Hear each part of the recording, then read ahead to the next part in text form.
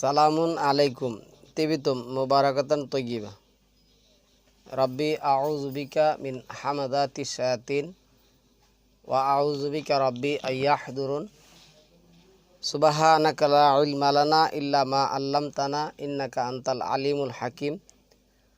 সুবহানা রাব্বিকা রাব্বিল ইজ্জাতি আম্মা ইয়াসিফুন ওয়া সালামুন আলাল মুরসালিন আলহামদুলিল্লাহি রাব্বিল আলামিন।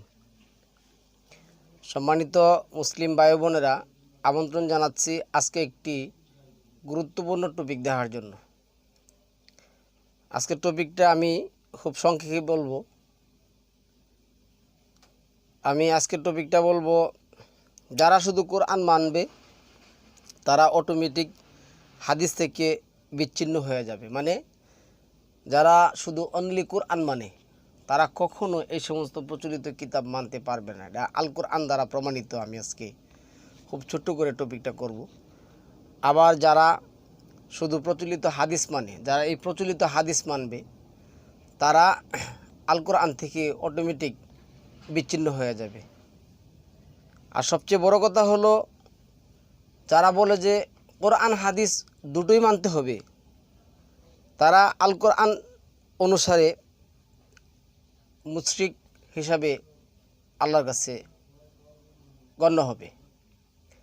তো ছোট্ট করে টপিকটা দেখার চেষ্টা করুন। আমি আল কোরআন থেকে আয়াতটা বলছি। মহান আল্লাহ এখানে যে কথাটা বলছেন 7 নম্বর সূরার 55 নম্বর আয়াতের মধ্যে, আর যারা কোরআন এবং হাদিস উভয় মানবে তারা মুশরিক হয়ে যাবে, কারণ সৃষ্টি যার, বিধান তার। আল্লাহ যেটা বলছেন, আল্লাহ এভাবে বলছেন 7 নম্বর সূরার 55 নম্বর আয়ের মধ্যে, আলা লাহুল হালকু ওয়াল আমরু, সৃষ্টি যার, আমর তার। আমরের মালিক কেউ না। আল্লাহ যে বলছেন 3 নম্বর সূরার 128 নম্বর আয়াতের মধ্যে, লাইসা লাকা মিসলিহু শাইউন, আমরের মধ্যে তোমার বিন্দু পরিমাণ কোনো অংশ নেই। 3-এর 154 মধ্যে বলছেন, কুল ইন্নাল আমরা কুল্লাহু লিল্লাহ, তুমি বলে দাও আমরের মালিক একমাত্র আল্লাহ। 12 নম্বর সূরার 40 নম্বর আয়াতের মধ্যে আল্লাহ বলছেন, ইনিল হুকমু ইল্লা লিল্লাহ, হুকুম এবং বিধান দেওয়ার মালিক একমাত্র আল্লাহ। ফাল হুকমু লিল্লাহি আলী ইল কাবির, 40 নম্বর সূরার 12 নম্বর আয়াতের মধ্যে বলছেন।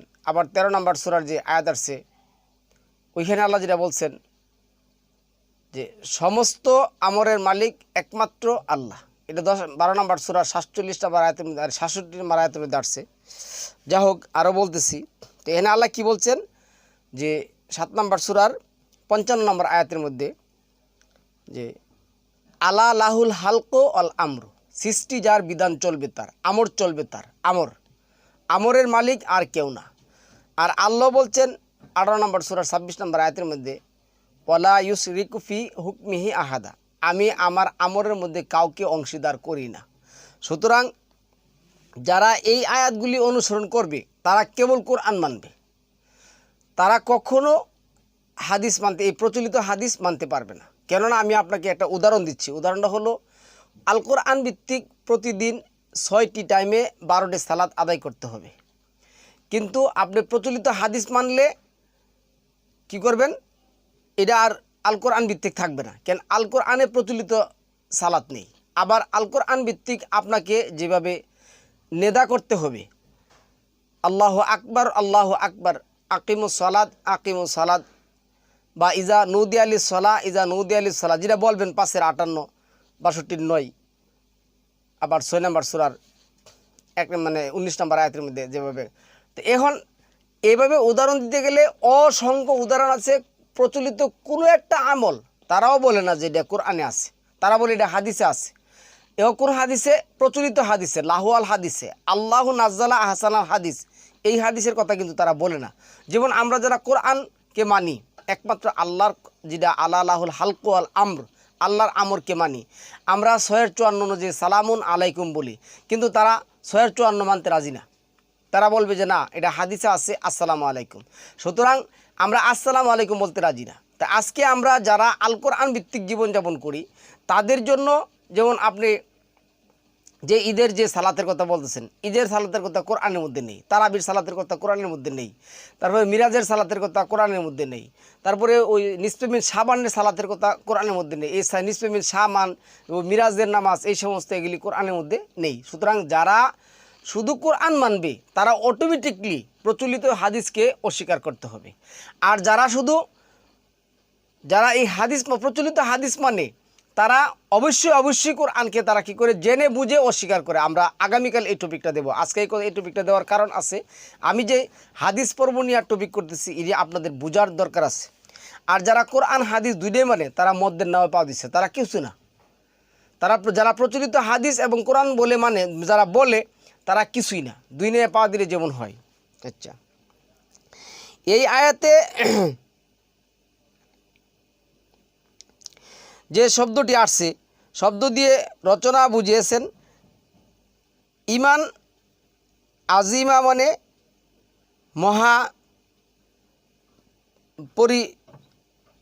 মহাপাপ রচনা। যাই হোক, এই কোরআন তো এমন নয় যে আল্লাহ ছাড়া কেউ তা রচনা করবে, আচ্ছা করতে পারবে, বরং এটি যা তার হাতে রয়েছে তার সত্যায়ন এবং কিতাবের বিস্তারিত ব্যাখ্যা। মানে এইখানে আল্লাহ যেটা বলছেন পূর্বের যত কিতাব আছে 10 নম্বর সূরা 37 নম্বর আয়াতের মধ্যে যেটা আসছে, এই কোরআন আল্লাহ ছাড়া মানব রচিত কোনো কিতাব হতে পারে না, এবং পূর্বের যত কিতাব আছে সমস্ত কিতাবের সত্যায়নকারী হলো এই কিতাব। আল্লাহর বিধান মানা বিষয়ক আরেকটি আয়াত এসেছে, সুতরাং তোমরা মানুষকে ভয় করো না, আমাকে ভয় করো, এবং আমার আয়াতসমূহের বিনিময়ে সামান্য মূল্য ক্রয় করো না। আর যারা আল্লাহ যা নাজিল করেছেন তার মাধ্যমে ফয়সালা করে না তারাই কাফের। সূরা মায়েদার 44, 45, 47 নম্বর আয়াতের মধ্যে আসছে। আর এটা হলো ফয়সালাকারী কোরআন, এটা 86 নম্বর সূরা 13 এবং 14 নম্বর আয়াত আসছে। তাহলে আপনার নাজিলকৃত বিধান দিয়াসিরা আল্লাহ যেটা বলছেন অমাল্লাম ইয়াহকুম বিমা আনজালাল্লাহু ফাউলাইকা হুমুল কাফিরুন ফাসিকুন মুনাফিকুন। তো একমাত্র কোরআনের ফয়সালাই যারা মেনে নেয় তারা কখনো এই সমস্ত বুখারী, তিরমিজি, আবু দাউদ, লাহওয়াল হাদিসের কিতাব দিয়ে আসে তারা কখনো ফয়সালা মানবে না, তারা এটার ধারেও যাবে না, কাছেও যাবে না, ছুবেও না, স্বীকারও করবে না। আবার যারা মনে করেন যে লাহওয়াল হাদিস মানে তাদেরকে কোরআন থেকে যত দলিল দিবেন, যত আয়াত দিবেন, তারা বলবে যে না এটা মুহাদ্দিসগণ, এটা ফুকাহে কারাম যমুনার শ্রেষ্ঠ আলেম, এই যে বলে না যে সারা পৃথিবীর মধ্যে শ্রেষ্ঠ আলেম বাইতুল মোকাররমের, ও যে বাইতুল মোকাররমের ইমাম কিভাবে হচ্ছে, ও তো কোরআনের কিছুই মানে না, কোরআনের কিছুই মানে না। আমি একটা টপিক করার সময় পেতেছি না, আমি কয়েকটা টপিক করছি, কিন্তু আর 2-1টা টপিক আমি করার চেষ্টা করব। আচ্ছা যাক, এখন আমি আপনাদেরকে বলি এই যে আয়াতের মধ্যে আসছে আয়াতসমূহের বিনিময়ে সামান্য মূল্য, এই যে 2174 আসছে, তারা বিভিন্ন ধরনের ব্যাখ্যা বিশ্লেষণ, ওই যে মানবে না, তারা বুখারী দিবে, তারা তিরমিজি দিবে, মানে লাহওয়াল হাদিসের কিতাবের রেফারেন্স দিয়ে সেটা তারা এটা জায়েজ করেছে, মানে কোরআনের আয়াতটা কী করবে এটার মিথ্যা প্রতিপন্ন করতে, মিথ্যা বানাইতে হবে। তাহলে যারা বলে রাসূল ও বিধান দিতে পারবে তাদের জন্য এই আয়াত হানা, বলো আমি কেবল তোমাদের মধ্যে একজন মানুষ, আমি কেবল তোমাদের মতন কি একজন মানুষ। এটা 18 নম্বর সূরার যে এই 110 নম্বর আয়াতের মধ্যে আসছে, কুল, ওই যে আল্লাহ বলতে বলছেন তুমি বলো যে আমি তোমাদের মতন একজন মানুষ। আচ্ছা, কিন্তু আমাকে আল্লাহ কি করছেন, মনোনীত করছেন। আর আল্লাহর বিধানের মধ্যে আমি জানি কোনো শরীয়ত বা কোনো আমার নিজের প্রবৃত্তি, অমা ইয়ান্তিকু আনিল হাওয়া ইন হুয়া ইল্লা ওয়াহয়ু ইউহা, যেটা 53 নম্বর সূরা 3 নম্বর আয়াতে, যেটা আমার প্রবৃত্তি দিয়ে আমি জানি কোনো কিছু এই শরীয়তের মধ্যে আমি কোনো কিছু যুক্ত না করতে পারি, আল্লাহ আমাকে নির্দেশ করে দিয়েছেন।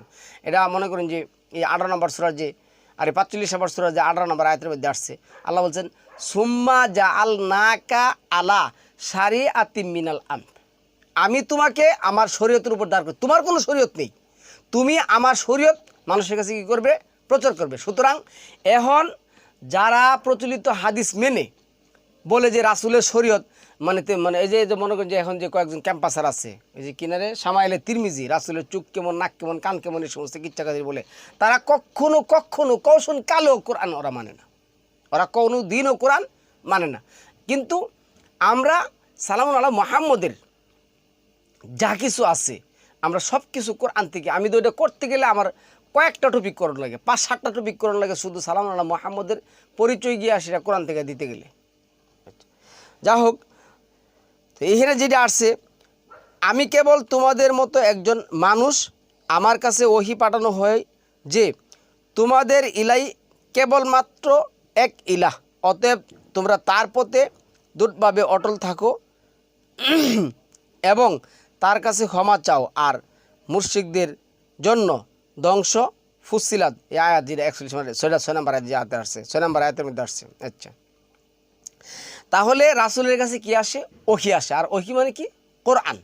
তো কোরআনকেই মানতে বলছেন, আর অন্য কিছু মানা যাবে না। আচ্ছা, মুশরিক শব্দটি এই আয়াতে আসার কারণ একটাই, তা হলো যারা কোরআন এবং ওহী, কোরআন এর ওহী জায়গায় মানুষের সংগৃহীত ইতিহাসকে হাদিস আল্লাহর কথা বলে চালিয়ে দেয়। হাদিস একমাত্র আল্লাহ বলনের মালিক, হাদিস শব্দটা বলতেই হবে একমাত্র আল্লাহ। আর আল্লাহর হাদিস সালামুন আলা কি করছেন? ওই যেটা বলছেন 93 নম্বর সূরা যেটা বলছে, ওয়া আম্মা বিনিআমাতি রাব্বিকা ফাহাদ্দিস, আল্লাহর হাদিস তুমি কি করো?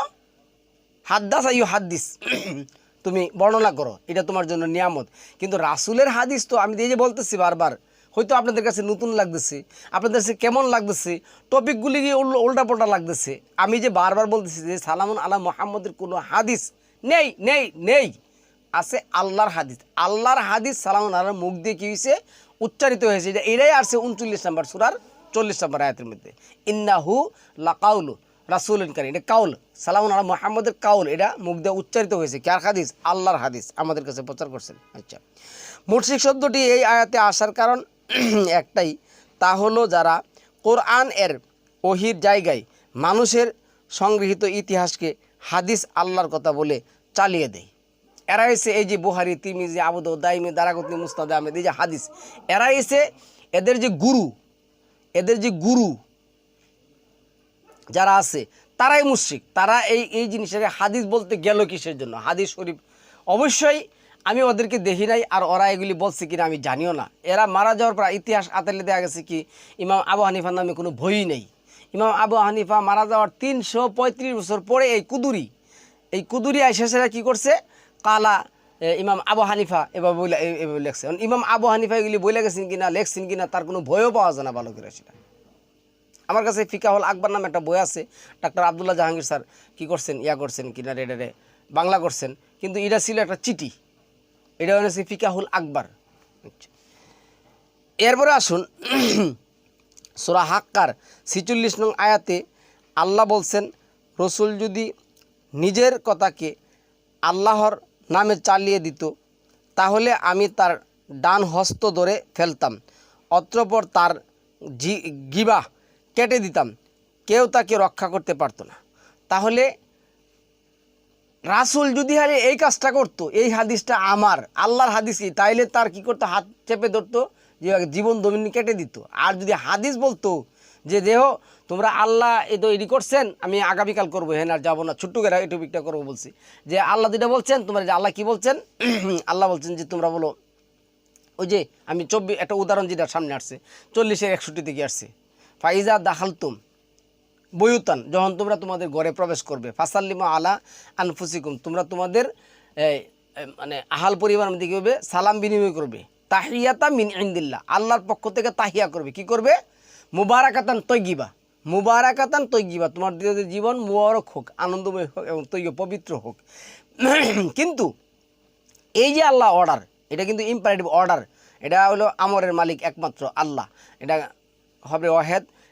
যাই হোক, গ্রামারে আমি তো যাই না, গ্রামে গেলে টপিক অনেক বড় হয়ে যায়। তো এইখানে আল্লাহ অর্ডার করছেন, যখন তোমরা তোমাদের গৃহে প্রবেশ করবে, তুমি তোমাদের যে আহাল পরিবার আছে তাদেরকে কি বলবে?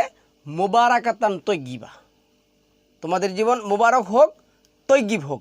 কিন্তু এই কথা বাদ দিয়ে রাসূল কি বলতে পারেন বা বলছেন, আমি এই কথা কখনো মূল্য আমি বিশ্বাস করব না। কিন্তু প্রচলিত মোল্লা সমাজ কোরআনকে অস্বীকার করে তারা বলতেছে যখন ঘরে প্রবেশ করবে আসসালামু আলাইকুম বলবে। তুমি ঘরে প্রবেশ করো, মানুষ থাক আর না থাক, আসসালামু আলাইকুম করে ঘরের মধ্যে প্রবেশ করে, মাআযাল্লাহ। আচ্ছা, এরপরে আসুন এখন মুসলিম শরীফের একটা জিনিস বলতেছি আমি। মুসলিম শরীফের ৭,৪০০ নং হাদিস, তাই রাসূল সাল্লাল্লাহু আলাইহি সাল্লাম বলেন, কেউ যদি নিজে রচনা করে হ্যাঁ আমার নামে হাদিস বলে চালিয়ে দেয়, সে যেন জাহান্নামে নিজের আবাস গড়ে নেই। তাই হেদের মুসলিম শরীফে আছে, হেদের মুসলিম শরীফে আসছে কি আসছে ৭,৪০০ নং হাদিস। হ্যাঁ, কেউ যদি তার রাসূল সাল্লাল্লাহু আলাইহি সাল্লামের বলে, মানে কেউ যদি নিজের রচনা করে, মানে নিজের রচনা করতেছে। আজকে দেখুন হাজার হাজার বই, লক্ষ লক্ষ বই লিখতেছে, একটুখানি মোল্লার গোষ্ঠীর নাম পড়লে হাতে একটু নাম পড়লে হে বই লিখতেছে। এরপরে বলতেছে রাসূল সাল্লাল্লাহু আলাইহি সাল্লাম বলছেন, রাসূল সাল্লাল্লাহু আলাইহি সাল্লাম বলছেন। তো রাসূল সাল্লাম বলছেন, কোনো ব্যক্তি যদি নিজ হাতে কিতাব রচনা করে আমার নামে চালিয়ে দেয়, তাহলে সে যেন জাহান্নামে একটা আবাস গড়ে নেই। রাসূল সাল্লাল্লাহু আলাইহি সাল্লামের জীবদ্দশায় লিখিত হাদিসগুলো পুড়ে ফেলার জন্য আমি একটা টপিক করছিলাম, এগুলি পুড়ে ফেলার জন্য ওমর রাদিয়াল্লাহু আনহু পড়ছেন, আবু বকরও পড়ছেন, উসমান কী করেন অনুমতি দেন নাই, আলী রাদিয়াল্লাহু তাআলা এগুলি পারেনি নেই, যাই হোক ফেলা হয়েছে। এবং কোনো হাদিস লিখে রাখতে নিষেধ করা হয়েছে মুসলিম শরীফ, এই হাদিসটিও আছে মুসলিম শরীফে। এই হাদিস দ্বিতীয় 400 কত নম্বর হাদিস, 14 নম্বর হাদিস মধ্যে আছে, যারা কোরআন হাদিস দুটি মানে তারা মুশরিক হয়ে মৃত্যুবরণ করবে, এতে কোনো সন্দেহ নেই। যারা কোরআন হাদিস দুটোই মানে তারা মুশরিক হয়ে মৃত্যুবরণ করবে, এতে কোনো সন্দেহ নেই। কারণ আমি যেমন একটা জিনিস, একটা প্রচলিত এই যে প্রচলিত একটা হাদিসের যে একটা পপুলার একটা আমল তারাবি নামাজ, 20 রাকাত না 8 রাকাত, এটা হেদের ব্যাপার, আর আমাদের দলিলও দরকার নেই। কিন্তু 20 রাকাত না 8 রাকাত এটা কোরআনের মধ্যে নেই, তাহলে আছে কোথায়? হাদিসে আছে। তাও বলে আবার উমর এটা চালু করছেন, মুহাম্মদের নাম দিয়ে বলে না, সালামুন আলা মুহাম্মদের নাম দিয়ে বলে না। তাহলে উমরও কি বিধান দেওয়ার মালিক। অথচ এইখানে একটা হাদিস আছে, এই যে আমি এটা দেখাইতেছি, কত নম্বর হাদিস জেনে, হাদিসটা হলো বের করে দেখাইতেছি।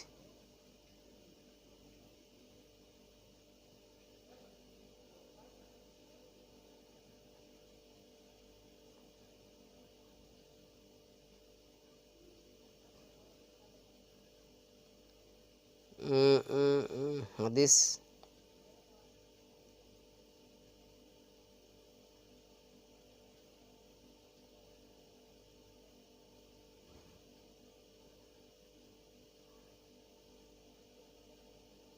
ওমর এই যে এই হাদিসটা এখানে আমি উমর হাদিস অস্বীকারী ছিলেন, যে আমি এখানে দেখাচ্ছি।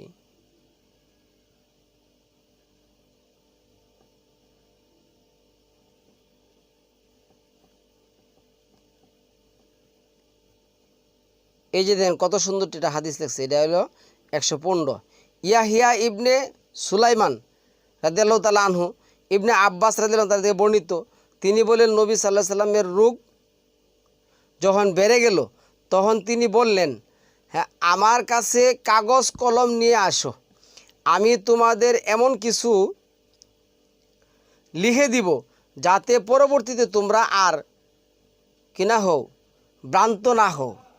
তারপর আছে কি, উমর রাদিয়াল্লাহু তাআলা বললেন, নবী সাল্লাল্লাহু আলাইহি সাল্লামের রোগ যন্ত্রণা প্রবল আকার ধারণ হয়ে গেছে, এমতো অবস্থায় কিছু বলতে বা লিখতে তাকে কষ্ট হবে। আর আমাদের কাছে তো আল্লাহর বিধান রয়েছে যা আমাদের জন্য যথেষ্ট। হেদের হাদিসের কথা কিন্তু, তাহলে ওমর কিন্তু দেন না। আর এই হাদিসটা মানে পুরা হাদিসটা আবার কোরআনের বাহিরে।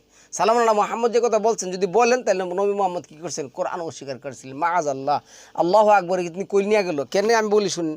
2 নম্বর সূরা আল বাকারার যদি 79 নম্বর আয়াতটা দেখেন, এখানে আল্লাহ কী বলছেন, এই যে 2 নম্বর সূরা বাকারার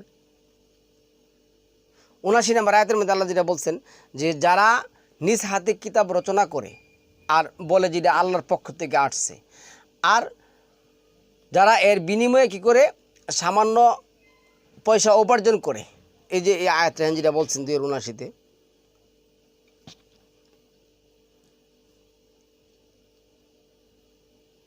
কি লিখছে আল্লাহ?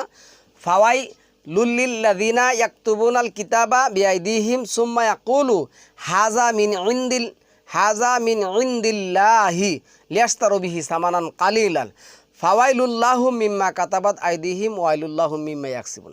তাদের জন্য আক্ষেপ যারা স্বহস্তে পুস্তক রচনা করে, যারা বলে যে এটা আল্লাহর নিকট হতে সমাগত, তাদের হস্ত যা লিপিবদ্ধ করেছে তোর জন্য তাদের প্রতি আক্ষেপ, এবং তারা যা উপার্জন করেছে তোর জন্য তাদের প্রতি আক্ষেপ। তাহলে সালামুন আলা মুহাম্মদের এই আয়াত কি জানা ছিল না? তো যদি জানা থাকে উনি কীভাবে বলেন যে আমি কিছু লিখে দেওয়া যায়, তোমরা ভবিষ্যতে লেখলে এটার কীভাবে না তোমরা মানে বিভ্রান্ত হবে না। তাহলে এই হাদিস সালামুন আলা মুহাম্মদের বিপক্ষে যায়। আর সালামুন আলা মুহাম্মদকে কোনো কিছু লিখতে উমর দেন নাই, কেননা উনি একমাত্র কোরআনই মানতেন, আর কোনো কিছু মানেন নাই। তাহলে সম্মানিত ভিউয়ার্স, আমি আপনাদেরকে যে টপিকগুলি করবো, হাদিসের অনেকগুলি পর্ব আমার কাছে প্রায় 20-25টা পর্ব আছে করবো। যারা নিয়মিত দেখেন, যারা শিখবেন, জানবেন, বুঝবেন, তারা এই জিনিসগুলি বুঝার জন্য যদি বুঝতে চান তাহলে ইনশাআল্লাহুল আজিজ আল্লাহ বুঝাবেনি। আল্লাহ যেটা বলছেন ইন্নাল্লাযী ফারাদা আলাইকাল কুরআনা লা রাদ্দুকা ইলা মাআদ। যারা মনে করে যে এই কোরআনটা আমি তার উপরে কী করছি, ফারিদা করে দিয়েছি, তাহলে আমি তাকে আমার স্থানে প্রত্যাবর্তন করবেই, অবশ্যই করব। কুল রাব্বি আলাম, আমার রবি ভালো জানেন। তুমি বলো আমার রবি ভালো জানেন। কে স্পষ্ট বিভ্রান্তিতে আছে, কে আল্লাহর পথে আছে। তো এখন আমি আপনাদেরকে বলছি, যারা শুধু কোরআন মানে তারা এই সমস্ত কিচ্ছা কাহিনী বুহারি সোহারের মানতে পারবে না। আর যদি যারা এই সমস্ত বুহারি তিরমিজি আবু দাউদ মানে, তারা বুঝে এই কোরআন থেকে, মানে তারা বুঝে আর না বুঝে অটোমেটিকলি তারা কোরআন থেকে কী হবে, হাদিস হয়ে যাবে। আর যারা কোরআন হাদিস দুটাই বলে, যে কোরআন এবং হাদিস এই কথা বললে সে মুশরিক হবে, মুশরিক হয়ে মারা যাবে। বোঝার জন্য আমি আয়াতটা বলছি, আপনারা দেখুন। আমি হাদিস পর্ব নিয়ে সেরা কিছু কথা বলবো ইনশাআল্লাহুল আজিজ। সালামু আলাইকুম তিবিতুম মুবারাকাতুন তৈয়িবা।